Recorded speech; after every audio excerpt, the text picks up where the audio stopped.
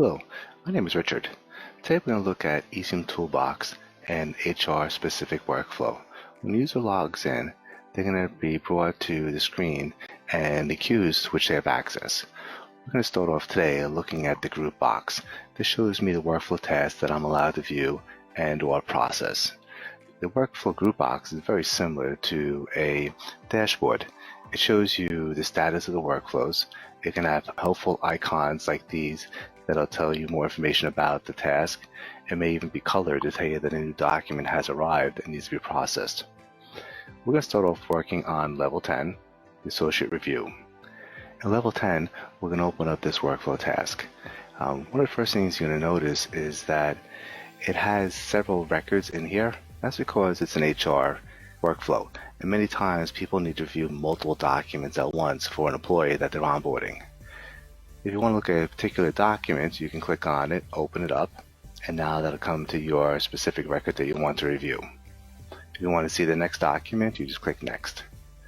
Now, along with ApplicationXtender, the document management system in the middle, on the right-hand side are your fields that can be updated for this workflow task. As you update these records, they will be pushed over to ApplicationXtender with the same data. The other tabs are comments. You'll see somebody's already entered a comment, or you can add more. The history, what has occurred already with this record, and HR checklist that you can use to identify if certain tasks have been completed. This checklist can be grown or shrink depending on your requirements. Over here are the action menus. If you hit the Accept button, you'll be sent to the supervisor queue as a mouse over tip shows you. You also have items like pending or send it directly to IT. You can reject it. You can pop up other websites if you like. What we're going to do now is we're going to go to level 20, see what that looks like. There's two items in here, and I'll open up this record.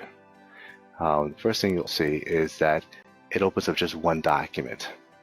This queue is set up differently than the other queue, which you can tell by looking at the right-hand side with the fact that there's less indexes to see and that only one of them is editable. Also, the checklist is not here. On the action buttons, there are also less choices also. You can accept, which will move it on to the next queue level, or you can even forward, and then you get to choose which queue you send it to and which individual you want to send it to also. The system also has helpful buttons, such as email reminder.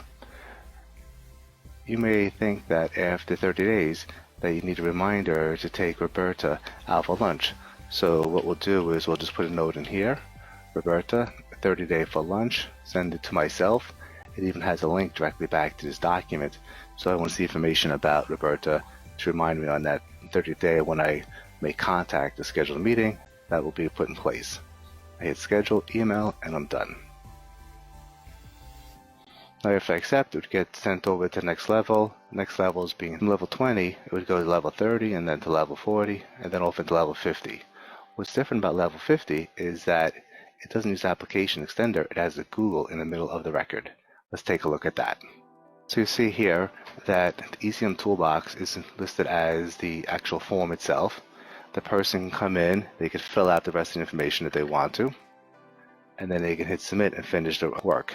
Now, what's going to happen here is that this record will be flattened as a PDF and stored inside of ApplicationXtender and become part of that employee's record.